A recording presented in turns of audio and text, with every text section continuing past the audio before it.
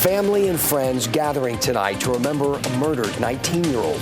New at 7, why his sister says the charges filed in this case are not enough. Getting cooler and staying cloudy into the weekend. Which day has the best chance for spotty showers? Then WRAL goes in depth on the debate over giving gifts to your child's teacher. Does it create special treatment? And how much is too much, according to the school board? Tonight, renewed calls of justice for a 19-year-old shot and killed in Franklin County. Right now, dozens of people are gathering for a vigil honoring Hamilton Woods Jr., who was murdered in January. Thanks for joining us. I'm Ashley Rowe. And I'm Dan Haggerty. This is a picture of Woods. His family says the second-degree murder charges 2 young men face in his killing are just not enough. WRAL's Aaron Thomas is live in Wake Forest, where the candlelight vigil is being held. Aaron, you spoke with his sister tonight. That's right, Ashley, and as you can imagine, it was a pretty emotional conversation as that sister still grieves the loss of her brother nearly 1 year later. There was up to 100 people that gathered here in front of Wake Forest Town Hall, but within the past 5 minutes, most of them disbanded, and now you have a few people that are still left over. After speaking with many of the family members and friends, a lot of them are still searching for answers in this investigation. On your screen is 19-year-old Hamilton Woods Jr., who was shot and killed back in January in Franklin County by 2 people investigators say knew him. This vigil tonight, attended by family and friends, is a way to remember Hamilton's life and to take a stance against violence. Now, a total of 4 people face charges in connection to shooting him, but it's 2 people, Gavin Miller and Dylan Piper, who face second-degree murder charges. Hamilton's sister expressed disappointment in this part of the investigation. Is second-degree murder enough at this point? No, especially not for the shooter. No. Second degree is not enough because from what we heard, what we know, he deserved first degree. He knew what he was doing. He knew what he came there to do, and he took a life. So here's where the investigation stands at this point. A special prosecutor is assigned to this investigation after rumors that one of the suspects' family members has ties to the court system. On our late news, we're going to continue this ongoing investigation. We did reach out to the defense attorneys for some of the suspects. We are still waiting to hear back at this point. Ashley? Aaron Thomas, live in Wake Forest. Thank you. Scotland Neck is under a state of emergency due to a rash of shootings that have hit the town in the last few days. In less than 2 hours, all businesses have to shut their doors and a curfew goes into effect. In the last 3 days, 2 juveniles were shot in separate shootings. That's on top of 10 to 15 shots fired calls, including one last night where officers were shot at and nearly hit. One of those officers was the interim police chief. Multiple agencies have had to come in and assist after all of this. The curfew will remain in effect until next Thursday morning. Taking a live look in downtown Durham. Right now, you know, we are really seeing a major drop in temperatures tonight. We're also tracking some rain chances for your weekend. Meteorologist Kat Campbell is in the WRAL Severe Weather Center with a timeline for us, Kat. We've got the potential for some rain again over the weekend, but it really depends on where you live. Our southern counties are going to have the best shot. For your Friday night, we're starting to dry out. Just a few little areas of drizzle left around Cumberland County and Sampson County, but we're dry here around the Triangle. So your Friday night looks good in terms of the radar being quiet. However, it is much cooler outside this evening. By 9 o'clock, 49 degrees. So if you are headed out and about, make sure that you are bringing your jacket with you tonight. Quite the adjustment from the 80s we just saw yesterday. The cold front that we've been tracking that brought the cooler air, it is getting stuck. It is stalling toward the South Carolina line. And it's near that front that we're going to have the best chance for some light rain over the weekend. The good news is that the rain will be very light, so low impact overall in our southern counties, but it stays cool and cloudy even if it's not raining. I'll have a closer look at those locations that could see the rain on future casts coming up. Okay, Kat, thank you. A man faces charges in connection with a deadly crash in Raleigh. This happened on Spring Forest Road yesterday, shortly before 3 p.m. Police tell us 38-year-old Rodney Lee was driving eastbound in an SUV, ran a red light, and then collided with a car driven by 67-year-old Mary Garris. Garris died. Her husband, Mark, was taken to the hospital. No word on his injuries. Police charged Lee with misdemeanor death by motor vehicle and failure to stop at a steady red light.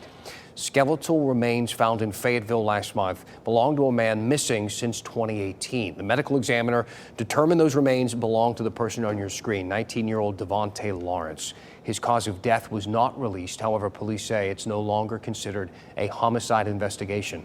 A major section of Oberlin Road between Poland Road and Clark Avenue is now closed. Crews are replacing sewer and water mains.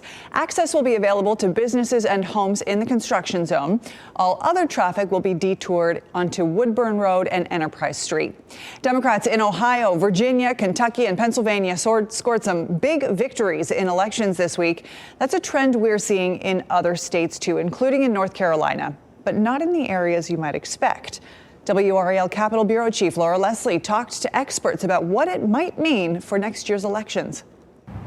Democrats had a really good election day in parts of North Carolina where that hasn't happened in years. These were smaller, nonpartisan municipal races, but experts say it could point to a trend for 2024. While Democrats in places like Ohio and Kentucky were celebrating statewide victories, Democrats here were celebrating smaller but maybe more surprising ones, like Huntersville, a reliably Republican suburb of Charlotte, where Democrats swept the city council and mayor's races. That was pretty much a shockwave throughout that urban suburb area of Mecklenburg County. Catawba College political scientist Michael Bitzer says that's never happened before. Whether that portends to how those urban suburbs will go in 2024, we'll just have to kind of wait and see. But that's kind of potentially a canary in the coal mine. Huntersville wasn't the only surprise. Democrats swept races in New Hanover County, which is politically evenly divided. They won the mayor's race in High Point, a seat that's been Republican for many years. And they swept council races in small towns in deep red counties across the state. I was making a list earlier this morning of all the cities and towns where Democrats ran and won, and it sounded like the old Greyhound bus terminal. Gary Pierce is a longtime Democratic strategist. He credits new Democratic Party Chairwoman Anderson Clayton for recruiting and backing the candidates for those small races. He also thinks anger over abortion laws helped turn out voters. It's given Democrats a huge psychological boost and confidence as well as experience looking toward next year. State Republican Party spokesman Jeff Moore says Republicans had plenty of wins to celebrate, too, like the mayor's race in Greenville. We look forward to reaching voters across the state with a winning message, Moore said, as we work toward the 24 election cycle. Laura Leslie, WRAL News, Raleigh. Kempower is building a manufacturing facility for EV chargers in Durham, expected to bring in hundreds of jobs and more than $40 million in investment to the state. The Finland-based company will produce fast EV chargers that can accommodate more vehicles than traditional infrastructure. The facility is expected to be operational by the end of the year and plans to be carbon neutral by 2035. One of Kempower's new hires is technician Chung Thatch, a Marine Corps veteran. It was an honor for me to serve, and I love that. But me starting a new family, I had to get away and find a new career path. And Kempower offered me that, coming out, becoming a civilian again, and it's a great experience. Kempower says it plans to have 100 employees at that Durham location by the end of the year and then 300 by the end of next year. Today, Johnston County Schools honored those who served our country with its annual Veterans Day celebration.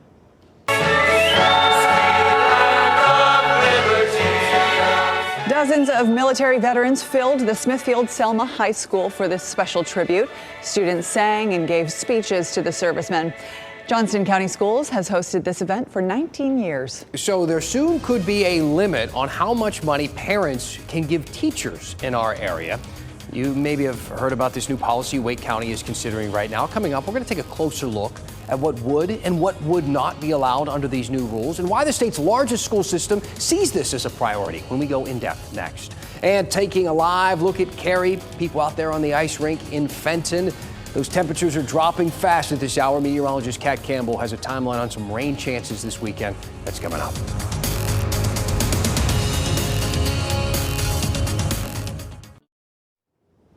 So Christmas is going to be expensive this year, don't you think? I'm getting nervous about it. I'm starting to budget for it. I know you are too. One thing, a question you should ask yourself, though, is how much you should spend on a gift for your kid's teacher. Also, does a bigger gift get your kid a leg up over a family that doesn't have the money? Let's go in depth and see how deep these pockets go.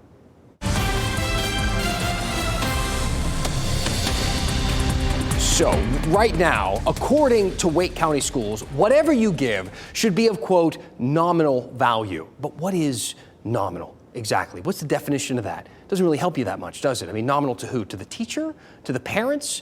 Either way, it seems pretty subjective. Now, according to most surveys I could find, like this one from one of my favorite websites, sheknows.com, most gifts range somewhere between $10 and $50. Now, my dad, he was a teacher for like 40 years, so I decided to ask him. I sent him a text and just said, hey, Dad, what was one of the most valuable or one of the best gifts you ever got from a student? And he texted me back and said, Brad Paisley carved me a deer on a tree fungus once. Otherwise, a $50 Tim Hortons gift certificate. First of all, what?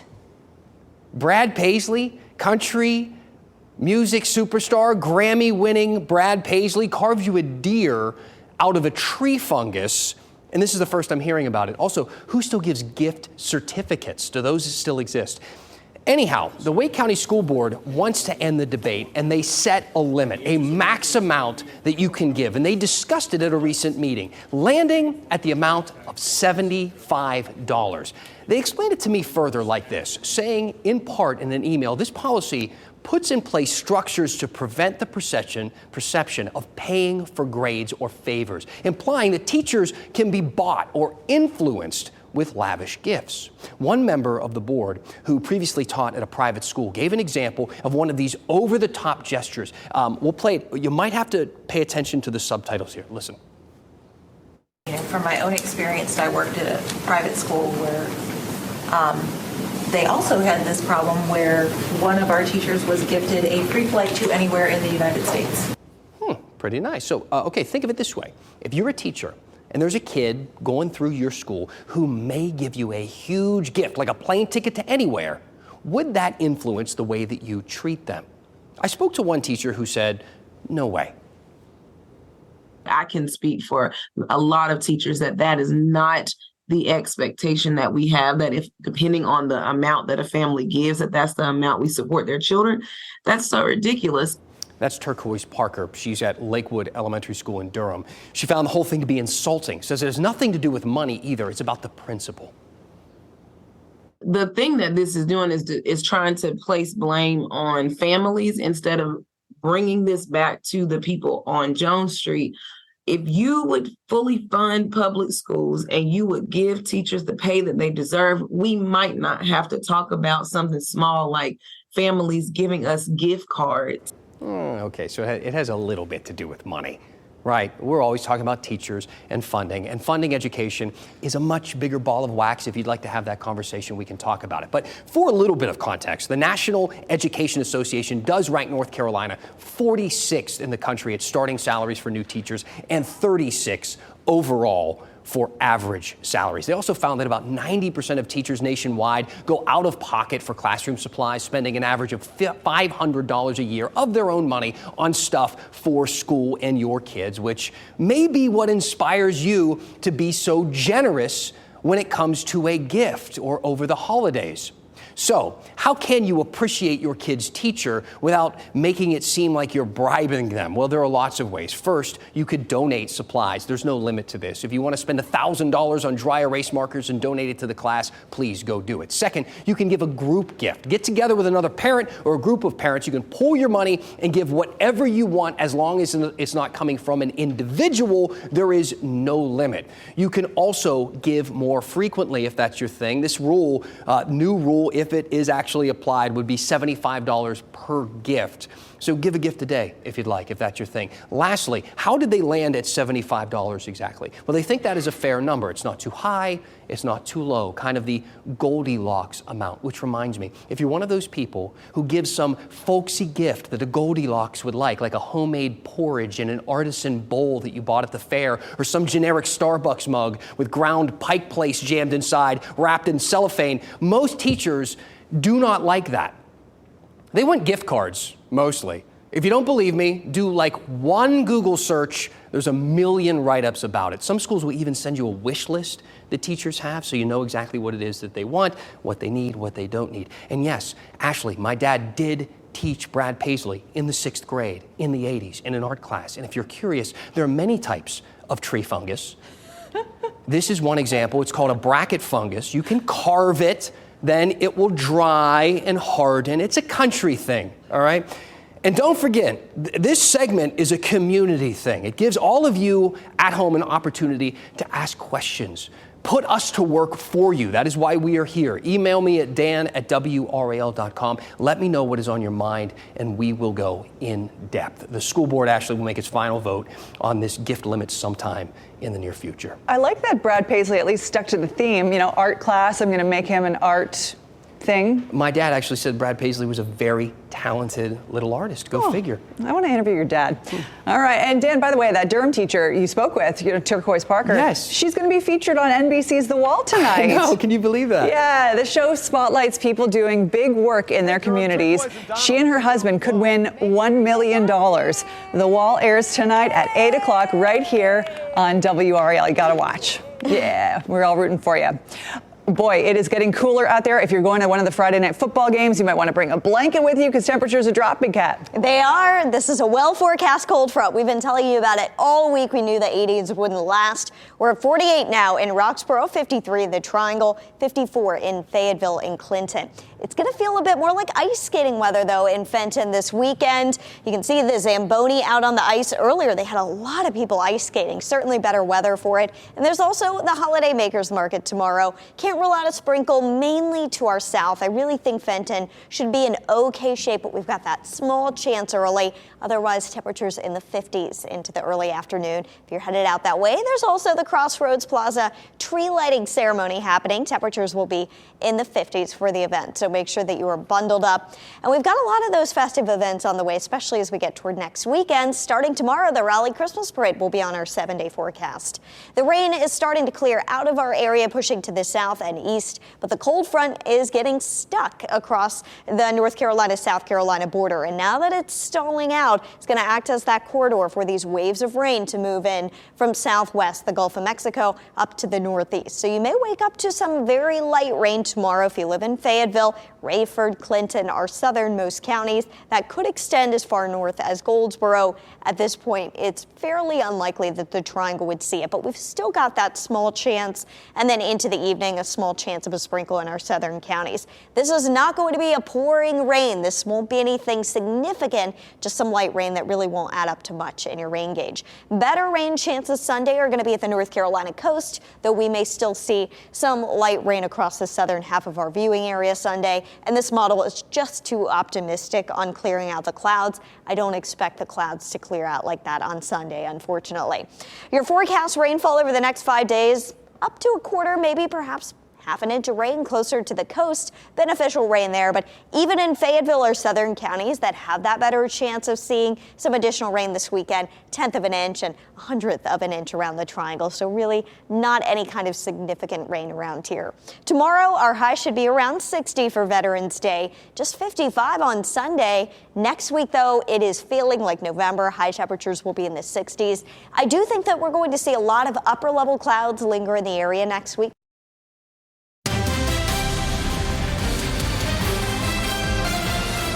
A Fayetteville woman dedicated to helping veterans is up for a national honor. I love this. Stacey Buckner is a CNN hometown hero. She is in the running to become the National Hometown Hero of the Year. Her nonprofit organization called Off-Road Outreach provides countless services for homeless veterans, like creating a veggie garden, fitting her Jeep with a mobile shower for homeless vets, and delivering clothing, food, and other necessities. We don't just serve veterans that are homeless. We also serve veterans who may need peer support, may need financial assistance, employment sources, all of that. We do complete wraparound services. There's some good people out there, aren't there? Amazing. Oh my gosh. So you can vote for Buckner for the Hero of the Year award through CNN's website. The winner will be announced Sunday, December 10th. And while you're on there voting, today is the last day that you can vote for a Raleigh restaurant to be named Kelly Clarkson's Good Neighbor of the Year. A place at the table is nominated for the award. We've been telling you about this week. The restaurant's owner, Maggie Kane, appeared on the show earlier this year and then once again this week. Anyone is welcome to eat at a place at the table and can pay what they can, donate, volunteer, or pay it forward. Voting is happening on the Kelly Clarkson Show's Instagram story. You should head in there if you haven't been. It's great. The people are great. The food is really awesome. good. Yeah, it's an awesome place. Oh, cool. Hey, the Carolina Hurricanes are marking another milestone. The team's success during the 25th anniversary season was apparently good for business. Sportico released its 2023 NHL valuations ranking, and the Canes were up 59% from this time last year. That's the largest year-over-year growth among any of the league's 32 teams. That's impressive, isn't it? The franchise now worth an estimated $980 million. Wow. Let's get them up to $1 billion. That is so cool. You know what I mean? Let's get Yeah. up to $1 billion. Here's something you ought to know. Oh, I wish you would have sung that. Alanis Morissette is going on tour with special guests Joan Jett and the Blackhearts in 2024, and she's making 2 stops in our state. So you've got another chance to just belt out to Alanis Morissette, Dan. Okay. She'll make her way to Charlotte on June 26th, followed by a trip to Raleigh June 27th. Tickets go on sale to the general public next Friday. I owned Jagged Little Pill. Oh, It yeah. was in It's one my of my first 6-disc changer. Yeah, It was one of the nice. CDs. So good. So good. Santa Claus officially in the Triangle. Right now, St. Nick is at Crabtree Valley Mall in Raleigh. Families can line up to meet him. Get a picture. Wow, did you hear that? Santa Claus. Oh. Happy holidays. Hey, thanks so much for being with us tonight. We'll see you back here at 10 o'clock and 11 on WRAL. Keep watching WRAL News over the air Channel 34 and Spectrum Channel 1257.